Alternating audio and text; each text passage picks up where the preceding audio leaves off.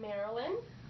She is the director of the education department, and I'm going to ask you some questions for my awesome PowerPoint project for my art appreciation class, and feel free to say whatever you want beyond the question. When was this building built? So this building is our second home. It was built in 1999. We opened in October '99. We had a place before that which we rented from a dance school. It was on the Gold Coast, right by North Dearborn and Oak Street. And this dance school is still there, but for our first 12 years, we were tenants in that dance school. And then we really, really outgrew that space. And they decided it was time, we really needed a permanent home. So at the time that Navy Pier was going through a big redevelopment, they knew they wanted a performing arts theater here, and we were looking for a place. So it worked out that they were able to build this theater to our specifications, to our plans, and so now we have this long-term lease here on Navy Pier. We'll be here a really long time. I think it's 90 years. It's a 90-year lease. Yes, I remember. 90 years, 90-year lease. Yeah, wow. yeah. That's a very long time. It's a long time. It's a long time. So. What's your favorite part of the building? I love the Courtyard Theater. I feel like it is a really special, some people say kind of a spiritual place. I think it's certainly the most welcoming, warm, intimate theater I've ever been in. I love the wood, I love the bricks, I love the thrust stage.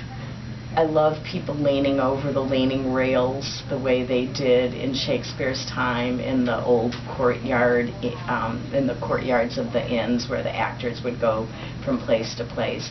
I love how close the actors and the audience are to one another there. So I think definitely that is my favorite place in the building. However, when we look out these windows and we see the city that we're part of, we're so lucky to be out here and be able to see this gorgeous city and to look back at it. And I mean, the views are gorgeous. So that's also a favorite. Also, can you talk to us about the way the theater was built? Because I know you mentioned also that the bricks, there's in and out. Right. But tell us more, because you know how to explain things way better than I do. So the idea is that even though we weren't trying like the Globe in London, with its big open-air facility and its 1,600 seats and it's the exact same dimensions as the original Globe, we're not trying to emulate original practice the way, or study it or explore it the way the Globe is. That's why we have a roof on our heads. That's why we've got 400 lights up there. But we wanted to design our space to be like the old courtyard theaters in Shakespeare's time because of that relationship of audience and actors being so close. When theaters developed proscenium stages with the proscenium arch, which it really changed the relationship between the actors and the audience, and so we wanted so much for that to be part of it. So that's that kind of that U shape, that horseshoe shape that we have.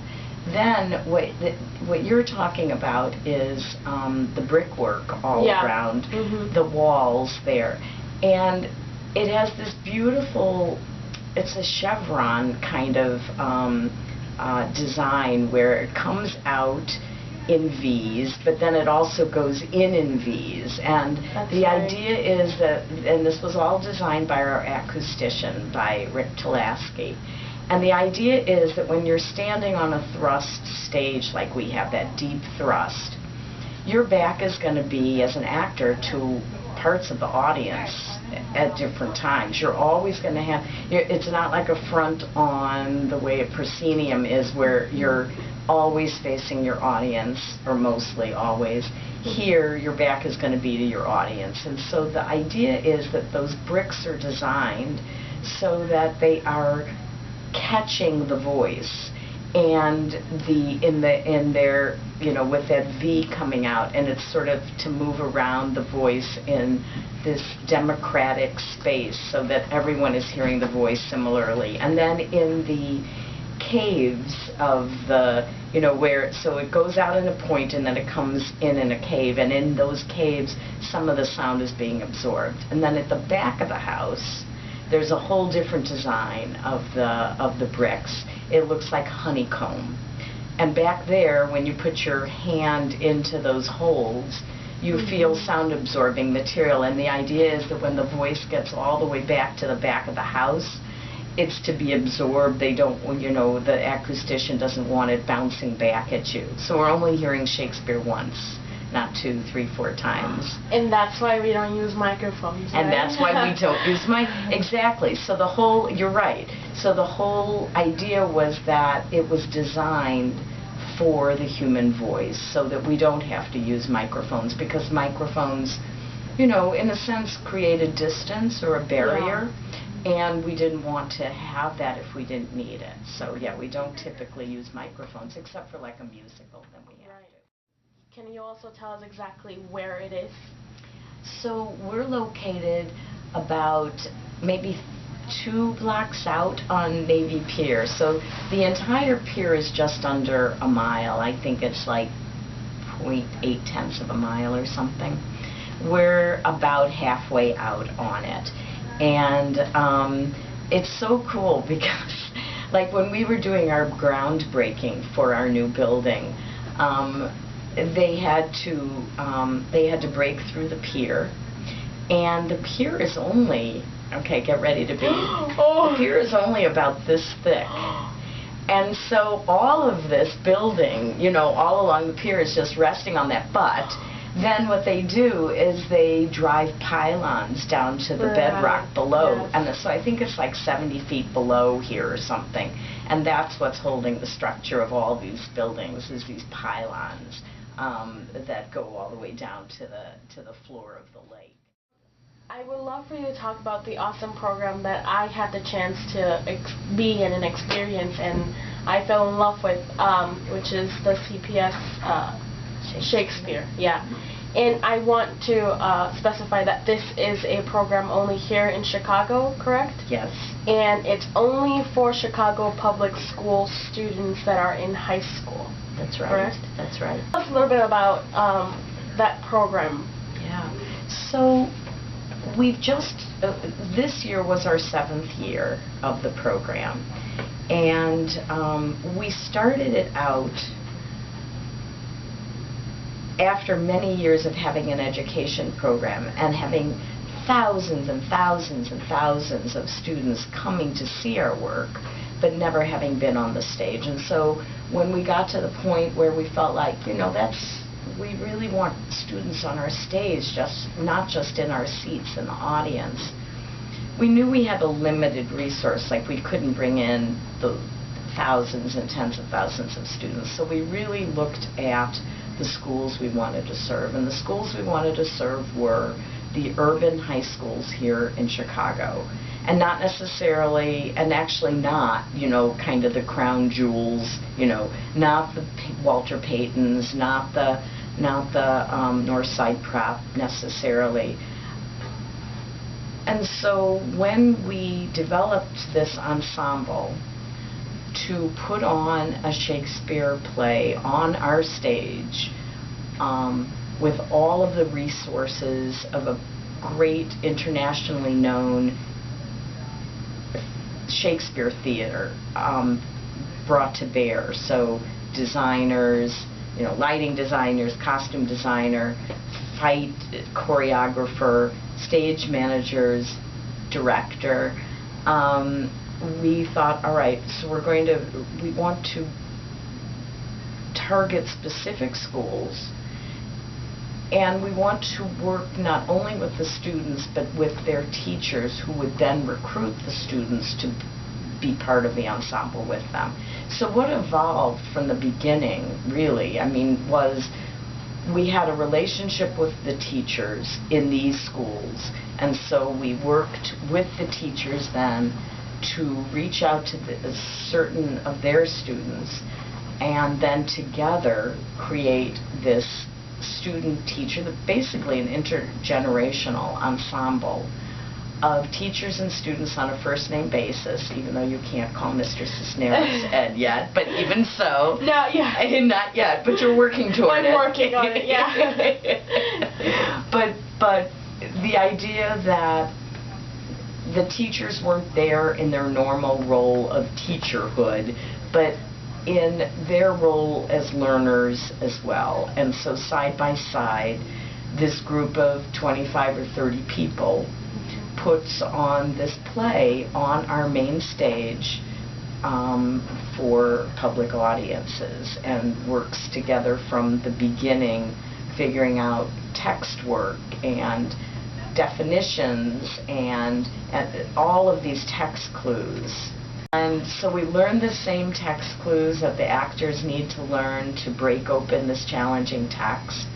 And then everybody plays a number of roles. And each character is played by multiple people. So that people really get, the students, and primarily the students in this case, really get to experience multiple points of view within a specific play. So someone isn't just Juliet, she's Juliet as you were, and Juliet's mom, or Juliet's nurse, so that you really begin to get that story from all different points of view inside you. And then we have that costume item that identifies that even though it's playing, it's a different person playing Romeo, for example. He's got that blue cape on him, and that's right. the hand for the print. That's him. That's right.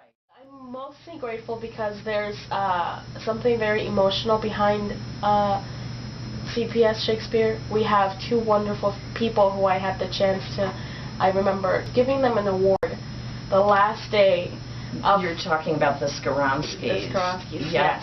And their Eric's Tasmanian Angel Fund. So talk to us.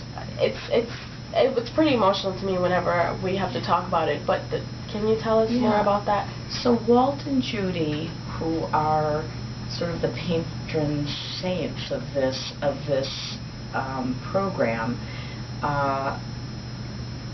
saw our first pilot year, which was Hamlet, and they were so moved by what they saw on stage that they decided they wanted to fund this program. And they had just experienced this horrible, tragic loss of their son in a car accident, their 20-something-year-old son named Eric. And they felt like this was a way then to continue to give to that youthful spirit of his through other students finding their way in their lives. And so Walt and Judy come back every year. They live in Seattle. They come back every year and are part of rehearsal and are part of the performances, and they give awards to the schools and to the students who are involved.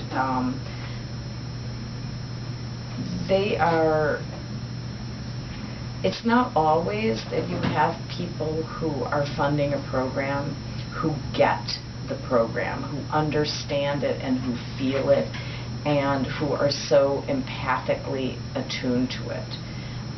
One would wish that were always the case. It isn't always the case.